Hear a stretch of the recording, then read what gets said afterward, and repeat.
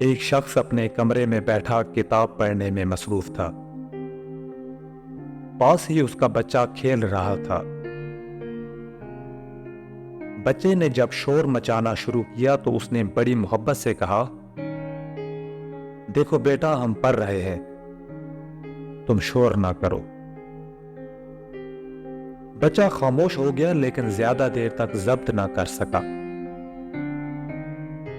جب پھر ادھم مچانے لگا تو باپ کو ایک ترکیب سوجھی۔ اس نے میز سے پرانے اخبار کا ایک ورق اٹھایا جس پر دنیا کا نقشہ بنا ہوا تھا۔ اس اخبار کو اس نے پرزے پرزے کر کے بچے کے حوالے کر دیا اور کہا، لو بیٹا، اسے برابر والے کمرے میں لے جاؤ اور نقشے کو پھر سے جوڑ کر لاؤ۔ بچہ چلا گیا تو باپ نے اطمینان کا سانس لیا اور دل میں کہا، 3-4 گھنٹوں کے لیے تو یہ سر درد ختم ہوا، اب میں آسانی سے پڑھ سکتا ہوں۔ لیکن اس کی حیرت کی انتہا نہ رہی جب بچہ 15-20 منٹ کے بعد دوڑتا ہوا آیا اور بڑے فخر سے کہنے لگا، ابو، نقشہ ٹھیک ہو گیا ہے۔ باپ نے نقشے پر نگاہ ڈالی۔ پہاڑوں کے سلسلے، دریاؤں کی گزرگاہیں، شہروں کے محلے وقوع، سب اپنے اپنے مقام پر درست پائے۔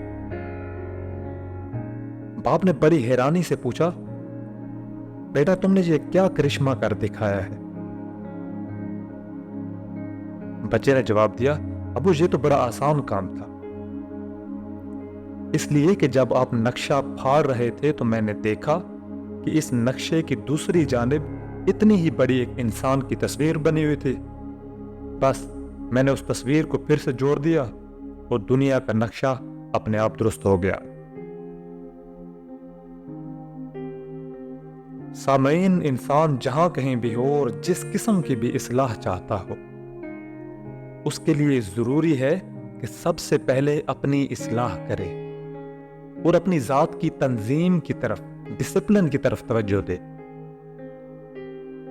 ہمارے گھروں کا، ہمارے دفتروں کا، ہمارے محلے اور علاقوں کا، ہمارے معاشرے کا اور زندگی کے جن جن معاملات سے ہمارا تعلق ہے، وہاں کا نقشہ بگڑا ہوا ہے،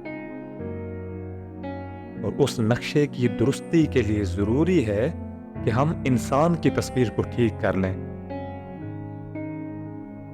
اور یہ انسان کی تصویر در حقیقت میری اور آپ کی تصویر ہے جو بکھری پڑی ہے، اور اسے جوڑنا نہایت ضروری ہے۔